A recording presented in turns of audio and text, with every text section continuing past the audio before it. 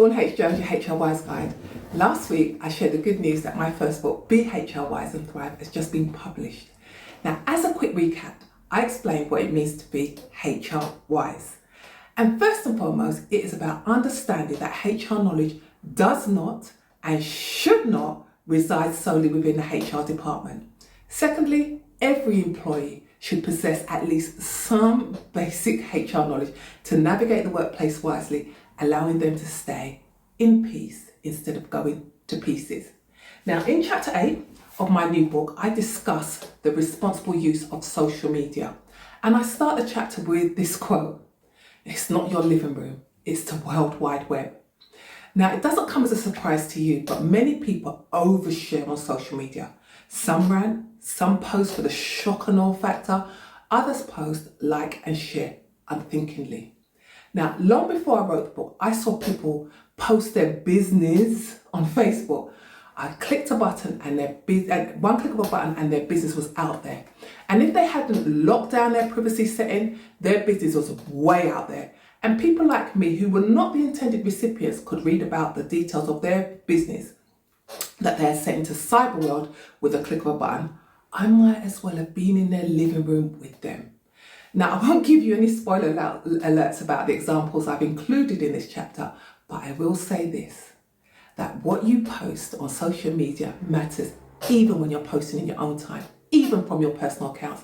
I'm going to repeat it, what you post matters. That rant, that unthinking post can affect you, your employment, your business, and the people you care about. Let me give you an example. Last summer, riots gripped parts of the UK. While some were rioting in the streets, Lucy Connolly, a childminder, took to her keyboard and tweeted an offensive tweet about immigrants. That tweet garnered over 300,000 views before Miss Connolly deleted it. At some point, users began to at Miss Connolly's professional organisation about her conduct. Now, that decision to post that tweet damaged her reputation and ultimately led to a criminal conviction and the loss of her livelihood. Her rant affected her character, her family, and her livelihood. Unfortunately, there's more. Another person who reposted Miss Connolly's tweet earned themselves a conviction for that as well. So please be careful what you post.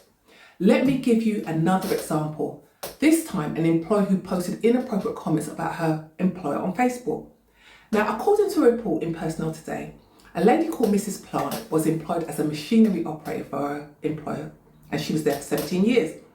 Now, her employer introduced a new social media policy which stated that breaches of the policy could lead to disciplinary action, including dismissal.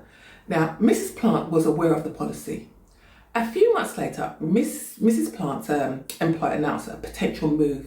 And in response to that news, Mrs. Plant made an inappropriate comment on her Facebook page.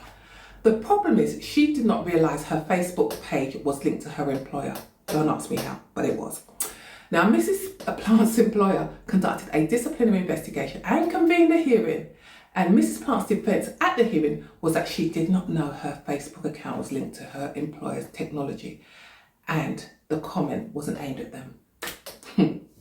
The outcome of the hearing is that Mrs. Plant's employer dismissed her for the derogatory comment that she posted and for which she could not provide an adequate explanation.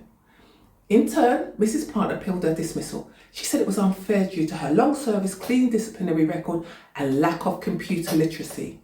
But her dismissal was upheld and she lost her subsequent claim for unfair dismissal at Employment Tribunal. Now, those are serious examples, I know. So let's discuss posts from social media users that don't meet the threshold for a disciplinary investigation, but they're edgy enough to give an employer or potential employer pause for concern. It could be an employee expressing dissatisfaction about mistreatment, or it could be about them retweeting or liking a potential controversial tweet from another user. Now, I've seen many of these posts, often sent from users' accounts that identify the individual's employer. And I've often had this thought, there goes your promotion opportunity. Now, I don't have any evidence for that. I just have a distinct feeling. People watch how you post and conduct yourself online.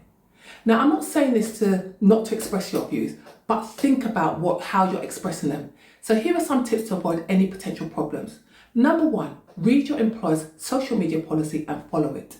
2, If you're a regulated professional, also read and follow the policy of your professional body. Another tip, I was speaking to someone recently and they said, before I talk, I think, is it kind, is it truthful, is it necessary?